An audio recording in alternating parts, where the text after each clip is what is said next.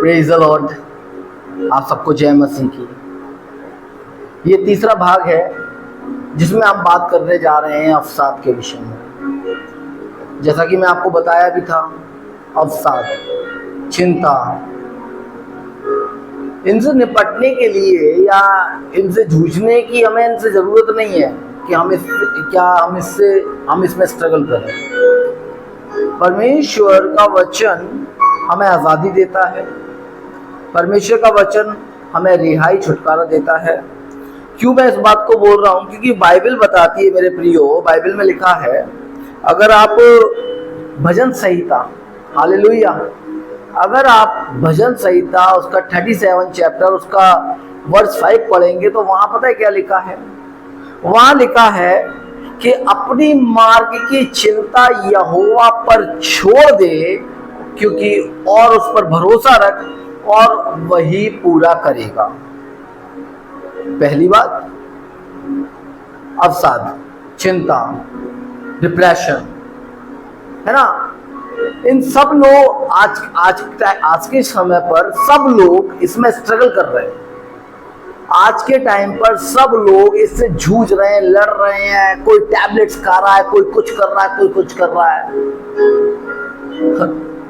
आज भारत में हर तीसरा व्यक्ति डिप्रेशन से जूझ रहा है,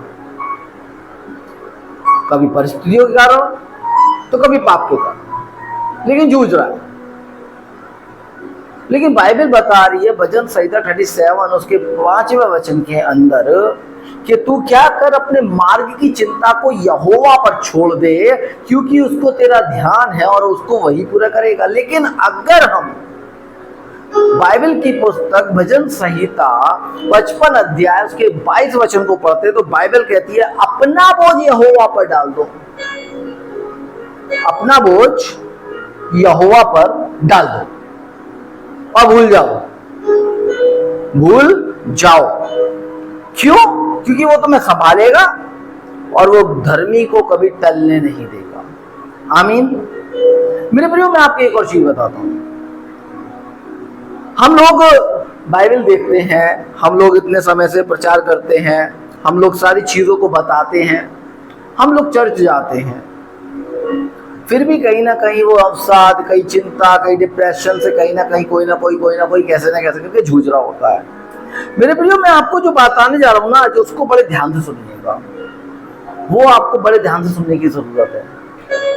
कई बार लोग अपने पाप के कारण या अपनी परिस्थिति के कारणों से इसलिए जूझते हैं, चिंताओं से, डिप्रेशन से, अवसाद से इसलिए गुजरते हैं क्योंकि वो सही जगह पर पश्चाताप नहीं करते। हालेलुया, वो सही जगह पर पश्चाताप नहीं करते हैं। बाइबल में एक पुस्तक है और उस पुस्तक का नाम है मती, बुक ऑफ मैथ्यू, मती की पुस्तक, उसका 27 अध्याय उसका 3 से 5 वचन यदि आप पढ़ेंगे ना तो आपको वहां पे कुछ मिलेगा। वहां पे एक व्यक्ति है जिसका नाम यहूदा इस्करियोती है और वहां पे प्रधान याजक हैं, वहां पर जो है पुरनिये हैं, जिन लोगों से यहूदा इस्करियोती ने डील करी थी। डील, सौदा किसके लिए? जीसस के लिए, यीशु के लिए, कि मैं यीशु को पकड़वाऊंगा, उसके बिहाफ में आप मेरे को कितना सिक्का देना? 30 चांदी का सिक्का देना। उसके बिहाफ में आप मुझको क्या देना? 30 चांदी के सिक्के देना। अब यीशु को पकड़वाया जा चुका है, यीशु को कोड़े लगाए जा रहे हैं, यीशु को पकड़वा लिया गया है। अब यहूदा को रियलाइज हो रहा है। अब यहूदा आए हैं और यहूदा पुरनियों से और प्रधान याजकों से कहते हैं कि मैंने गलती करी है, मैंने पाप किया है। आइए उस वचन को पढ़ लेते हैं। बाइबल क्या कहती है, आइए देखते हैं। मती की पुस्तक निकालिए, उसका, थैंक यू जीसस, है ना, मती की पुस्तक। बाइबल क्या कहती है? बाइबल कहती है मती की पुस्तक उसका 27 अध्याय उसका 3 से 5 वचन, है ना, 27 का 3 से 5। बाइबल बताती है कि जब उसके पकड़वाने वाले यहूदा ने देखा कि वह दोषी ठहराया गया है तो वह पछताया। परिस्थितियां अभी तक इतनी अच्छी थी उसके लिए कि उसे 30 चांदी के सिक्के मिले थे, लेकिन जैसे ही उसने देखा कि उसको दोषी बना रहे हैं, उसको सजा दे रहे हैं, उसके ऊपर इल्जाम लगा रहे हैं जीसस के ऊपर, तभी वो क्या कह रहा है, वो पछताया। और बाइबल बताती है पछताया और वे 30 चांदी के सिक्के प्रधान याजकों और पुरनियों के पास ले आया। अब जो पोटली प्रधान याजकों ने और पुरनियों ने उसको पकड़वाने के लिए दी थी, अब वो वापस लेकर आया है। कौन? यहूदा इस्करियोती, जिसने पकड़वाया जीसस को, और पकड़वाया है और कहा मैंने निर्दोष को घात के लिए पकड़वा कर पाप किया है। उसको रियलाइज हुआ, उसने अंगीकार किया, उसको लगा, अब जाकर महसूस हुआ कि मैंने गलत किया है। बाइबल क्या बताती है आगे मेरे प्रियो? वो बोलते हैं मैंने पाप किया। उसने अंगीकार किया, उसने कबूला, लेकिन उन्होंने कहा, किसने कहा? प्रधान याजकों ने और पुरनियों ने उससे कहा हमें क्या,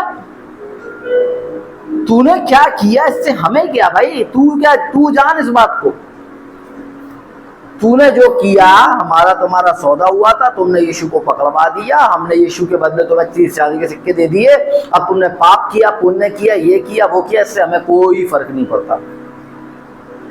क्लियर कर दिया। इसलिए मैं कहता हूं मेरे प्रियो, सही जगह अंगीकार।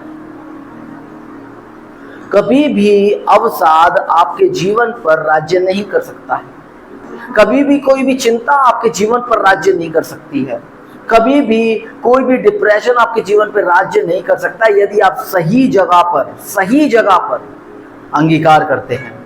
परिणाम क्या हुआ? बाइबल बताती है, आगे लिखा है, तब वह उन सिक्कों को मंदिर में फेंक कर क्या किया? पोटली ली, ये लो तुम्हारे सिक्के, फेंक दिया। फेंक कर, बाइबल बता रही, फेंक कर चला गया और जाकर अपने आप को फांसी लगा ली। आपने एक वचन सुना होगा बाइबल में, जब अभिलाषा गर्भवती होती है तो वो पाप को जन्म देती है और पाप मृत्यु को लेकर आता है। मेरे प्रियो, अभिलाषाएं हमेशा पाप को जन्मती हैं। आप क्या इच्छा रखते हैं, कैसी इच्छा रखते हैं, प्रभु में रखिए। आप जो भी इच्छा रखते हैं प्रभु में रखिए। इच्छाएं रखना गलत नहीं है, लेकिन सही इच्छा होना बहुत जरूरी है, क्योंकि सही इच्छा में परमेश्वर आपकी इच्छा में शामिल होता है। अगर आप अपनी इच्छा में उसे शामिल करवाना चाहते हैं तो सही इच्छा रखिए। देखिए कैसे उसकी अभिलाषा गर्भवती हुई 30 चांदी के सिक्कों को लेकर, और कैसे उसने उस 30 चांदी के सिक्कों में यीशु को पकड़वा दिया, और कैसे उस 30 चांदी के सिक्के आज किसी काम नहीं है, उसने फेंक दिया मंदिर में और खुद जाकर उस 30 चांदी के सिक्कों का लाभ भी नहीं उठा पाया और मर गया। कैसे उसके जीवन में मृत्यु आई? अभिलाषा गर्भवती हुई, वो पाप को जन्म दी और पाप मृत्यु को लेकर आया। अगर आप भी ऐसी किसी परिस्थिति से या पाप से जूझ रहे हैं तो मैं आपको एक बात बताना चाहता हूं। यहूदा तो गया पुरनियों के और प्रधान याजकों के सामने, लेकिन यदि आप कभी भी किसी भी ऐसी परिस्थिति या किसी भी ऐसे पाप से जूझ रहे हैं जो आपको अंदर से कसोट रहा है कि अब मैं यीशु के काबिल नहीं रहा, अब मैं यीशु के लायक नहीं रहा, अब यीशु मुझसे बात नहीं करेगा, अब मैं बाइबल से, अब मैं प्रार्थना कैसे करूंगा, मैं वचन कैसे पढ़ूंगा, तो कृपया करके ये सब कुछ अपने थॉट निकाल दीजिए। हालेलुया। वो यीशु उस क्रूस पर चढ़े हुए डाकू को जो उसके बगल में अगर उसे क्षमा कर सकता है, तो अगर यहूदा भी आता तो उसे भी वो क्षमा कर देता।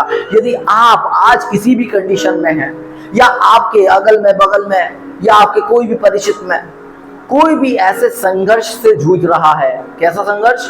अवसाद, चिंता, डिप्रेशन से जूझ रहा है, तो उसको कहिए सही जगह अंगीकार करिए, सही जगह पश्चाताप कीजिए।